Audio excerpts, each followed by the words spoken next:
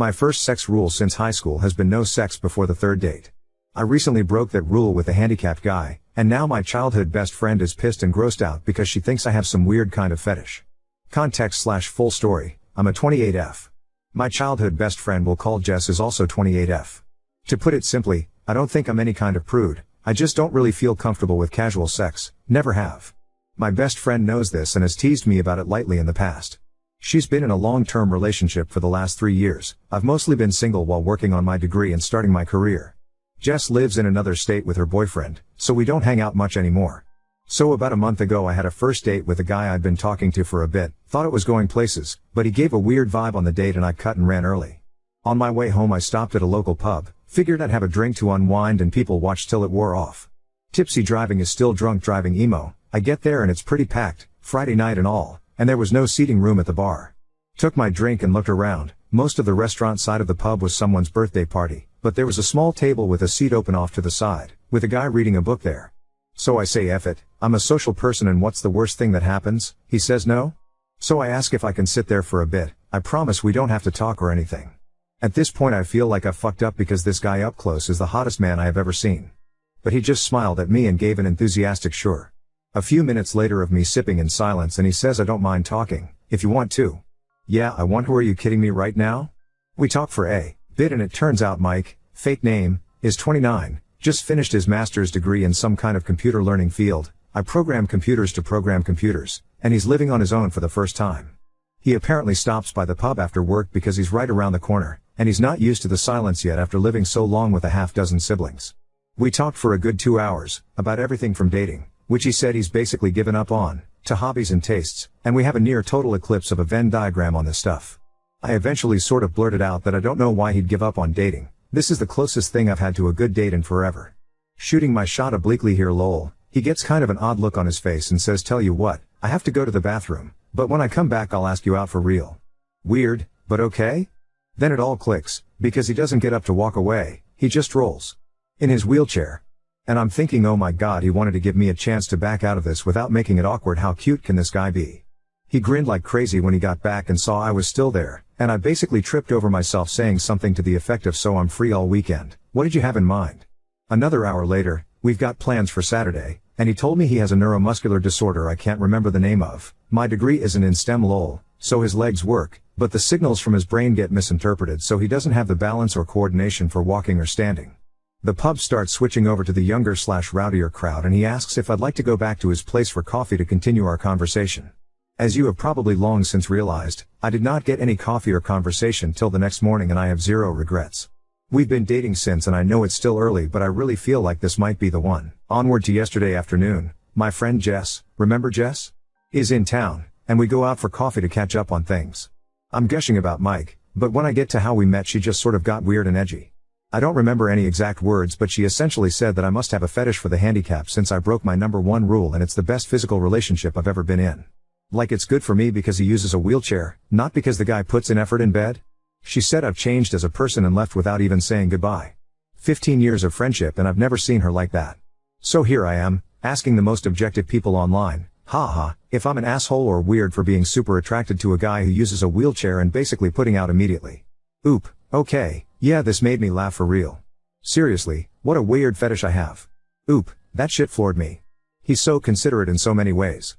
His stories about his sibs are also hilarious, I can't wait to meet them. We're trying not to rush things just because it all seems so great, but they have a barbecue in May that he'd like me to come to and I am so there. He was raised around a lot of love and it shows. Update 1. So if you were hoping for some terrible drama, I hate to break it to you that I don't roll like that. No pun intended. So I do have an update on Jess and shit finally makes perfect sense.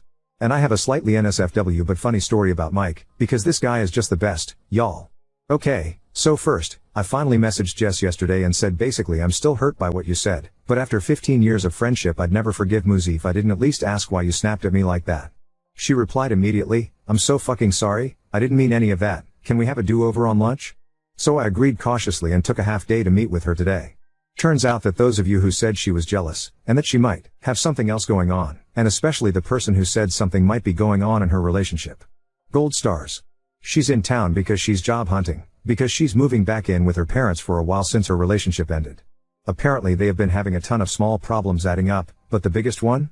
Sex. The guy she's been with was apparently never great, but it's gotten to the point where he makes no effort at all for her to enjoy herself and then gets pissed when she isn't in the mood. She tried talking with him about it, making suggestions, but he told her recently that it's emasculating being given sex advice by a woman. The straw that broke the metaphorical camel's back, however, was that her boyfriend has always had a thing for Asian women. She's Caucasian, but she does have long black hair. After weeks of fighting over their sex life, he suggested that they spice things up, by her dressing in a kimono and pretending to be Asian. She lost it on him and is absolutely disgusted by the racist fetishism and ended it right then. So she had all of this bottled up and was hoping to talk to me and finally be able to put it down. And I missed every hint that she had something big to discuss because I was gushing about Mike.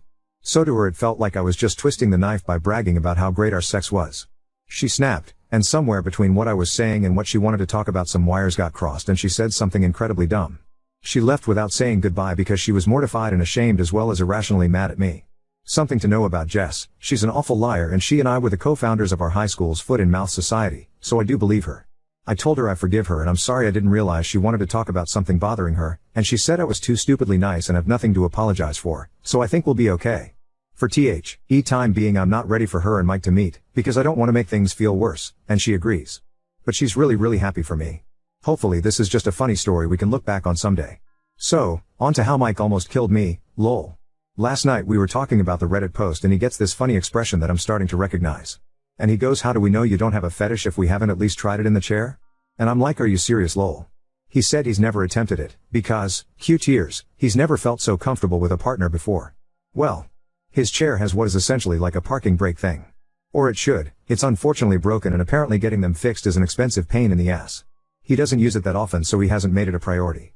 And there's this thing called Newton's third law, you know how every action has an equal and opposite reaction? As it happens, when you're trying to, get the motion of the ocean going, in a chair with wheels that aren't locked, there's a sort of counter motion that starts and fucks it all up. So we were going nowhere fast except for inching along the floor in his bedroom. And laughing at the silliness, which isn't helping.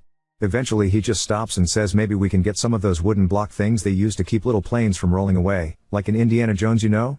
I absolutely lost it. Like laughing so hard I'm in tears, he's giggling half at the situation and half at my reaction, and everything just keeps setting me off again. Finally I get it under control, doing some deep breathing exercises and shit, and I look at him again. And he pulls the straightest face he can, and says, for the love of God, golly. This sure is uncomfortable. Folks, if I had asthma I would have fucking died right there. I laughed so hard I think I pulled a rib. Like wheezing and not even laughing anymore so much as weeping and making this awful hey noise when I could catch my breath. While he's laughing and rubbing my back and saying he's sorry, he couldn't resist. So yeah, confirmed, no fetish here, and this magnificent bastard's comedic timing might actually kill me. I doubt I'll update again, because there's really nothing I can see needing to share given everything sort of worked out. And in the end, the real assholes were the friends we made along the way? Ike. Thanks for all the lovely comments on my last post and for coming along with me on this absurd but brief drama in my life, lol. Oop, and everyone's phones blow up. Genius, I'll finally go viral and get all those internet dollars I assume people are raking in, lol. I probably will post an update on this account, but I don't necessarily want to bog down Ada with my silly shit. I'm so excited and nervous. It's apparently a Mother's Day barbecue. Which I didn't know because my parents and I are estranged and I never even seriously thought about having kids before meeting Mike. But apparently it's a lot of people and a lot of food and apparently everyone knows he's bringing me. Also, can I just say fuck yes about his mom? They apparently have a huge one-floor rancher and she just assumed we'd be sleeping together in his old room. Like none of that weird you aren't married so you get separate rooms shit. I already adore them and we haven't even met yet. Oop, oh there is one coming. Oh my god, his family, lol. I am exhausted already and it's only one here, and we have another day of this ahead. They are amazing and he is glowing like a fireball. The side of him when he's with family is so bright I need sunglasses to look at him. Update 2. Hello again. I was going to post this on my own page but a few people mentioned that they think it's nice to read on Ada, so fuck it, here's the Met Mike's family update. And it's a doozy, or at least felt like it at the time for a girl who grew up with a small dysfunction family. So first up, you know what people, at least me, don't think about when dating a guy who's always sitting? Height. I know he's taller than me because we cuddle a lot, and he's taller sitting on the couch, but I didn't really get it. So we drive up Friday night after work, actually south and west, lol, but to my brain it's always up, in his vehicle, which is modified to be driven entirely using his hands. Neat, right? He's a really good driver too. One more green flag. We get to the house, and it's huge you guys, lol, like not a mansion, just kind of a sprawling one-floor rancher. Real estate was wild back in the day. Anyway we get out, and I meet his mom. I'd like to point out I am no slouch, I'm 5'7". His mom is towering over me. But she was the nicest lady ever. We go inside and I meet his dad, who funny enough is apparently the only short one in this family, and his youngest sister, who is living there with his 1-year-old niece. She gets up to hug me and she is also really tall. It's already a bit late then, so we eat and head to bed. I get to see his cute as shit room from when he was a teenager, and I casually ask, hey, so I don't know how this works and stuff, but how tall are you? And Mike is all I'd to know, like a bit over 6 feet 4 inches? Been a while since I checked. A bit over 6 feet 4 inches. So, is everyone in your family tall? Kinda? We met the Nordic basketball team he calls a family properly the next day. Actually they're Irish, but they're blonde and tall so it conveys the idea better. The only one of reasonable height, and still taller than me, was his oldest sister, lol. They are also loud. Like not really shouting or anything usually, just, present.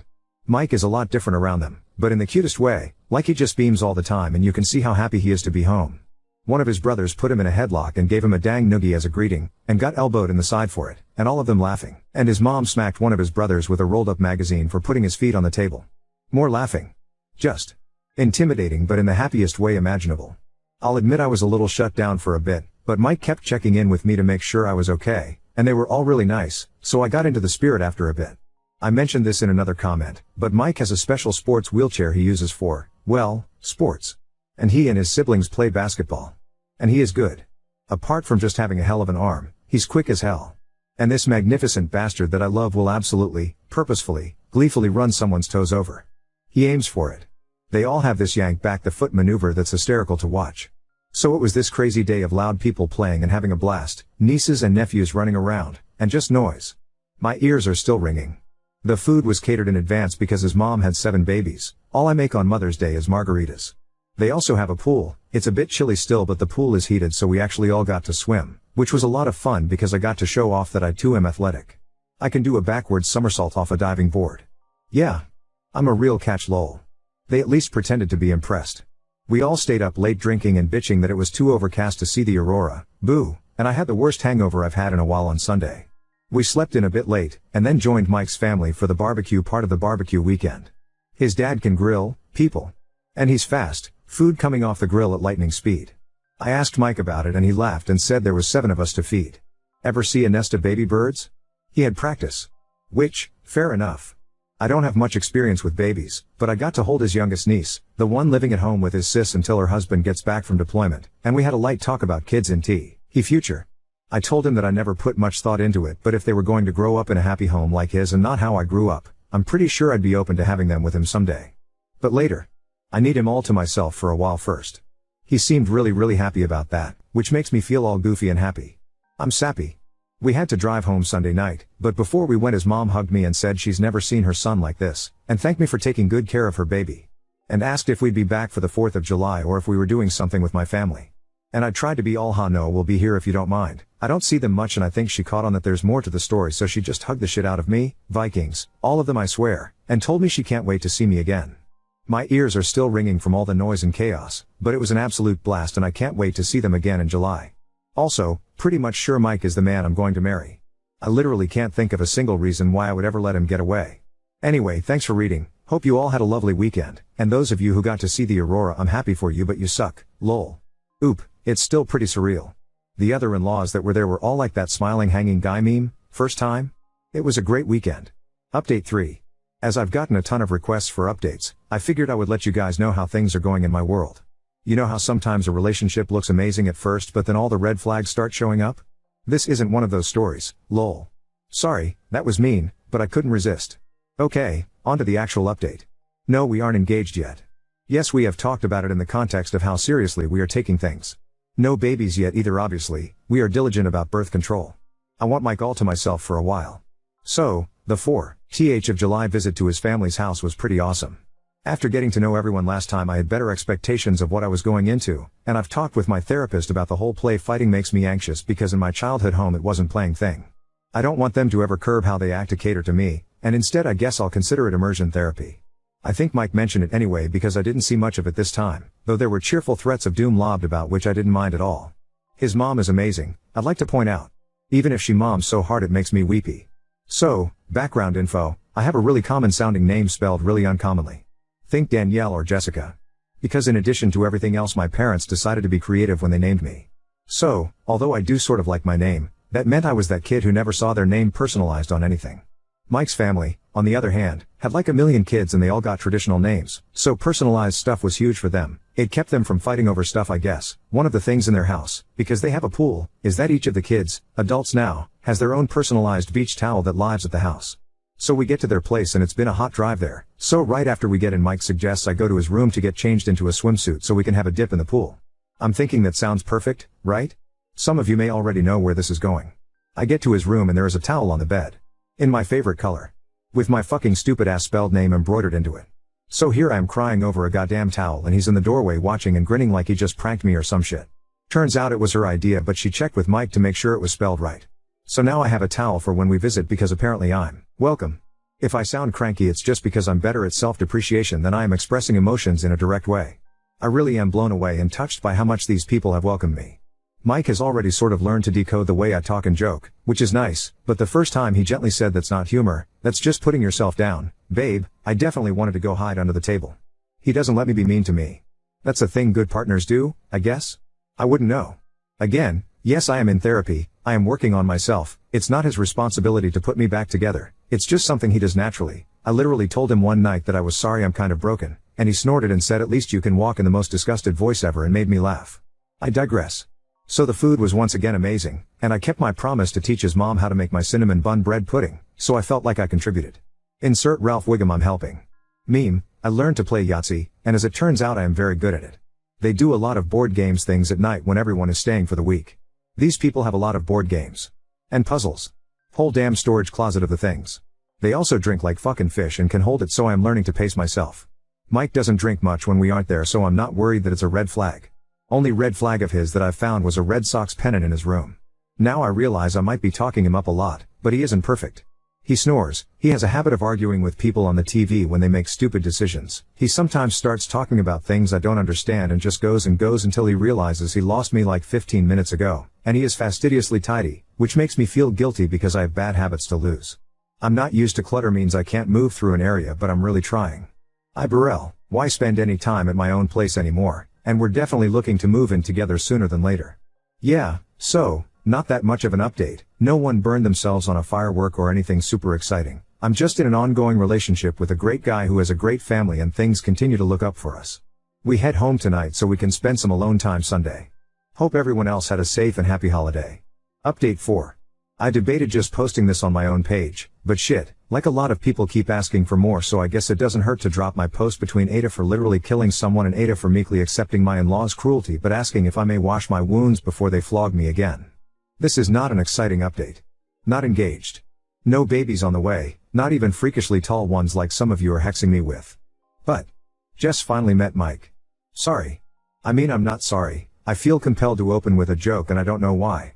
Anyway, real TLDR, she thinks he's amazing. She thinks it is hysterical that I'm on TikTok. I refuse to download it, and she is doing amazing.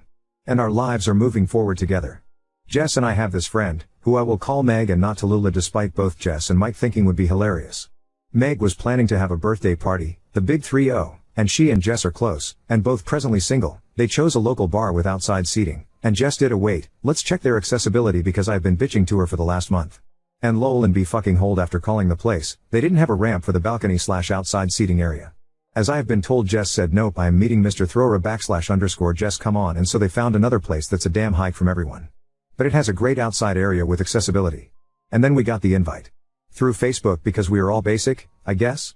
And Mike was stoked because why have this awesome beer selection, full stop I hate hops so. Then Meg told us that, no I am not using Tallulah for the 15% of you going oh but that was such a better name, they chose it because Jess wanted Mike to feel welcome. So hats off to Jess for making the comeback impression of the century, I guess. The birthday was fun, and silly, and everyone in my immediate friend group met Mike and loved him. Tons of laughter, everyone drank way too much, but fortunately we had enough heads up for a planned motel stay. Why yes, I do own a UV flashlight, why do you ask? So we and a bunch of other people didn't drive home. We actually had brunch in the bar the next day. It was absolutely awesome and I am ruined for pancakes because fluffy. Once again, I digress. Jess and Mike hit it off and she told him literally every story I didn't want her to over brunch, and it all was great apart from the persistent hangover. I crashed at Mike's again. And then he asked what it would cost to break my lease, because he hates the mornings he wakes up and I'm not there. So the next upcoming week and a half or so is going to be insane while I pack up my whole damn life and shove half into a storage unit and the other half into his apartment, and then we'll be living together. I know it's too soon. He does too. We've decided we're idiots and just going for it. My landlord is a lady who is a bit on the older side and isn't charging me for breaking the lease as long as I leave the place ready for a new renter, so I may respond to comments for a bit right away but expect a lot of silence for a while after.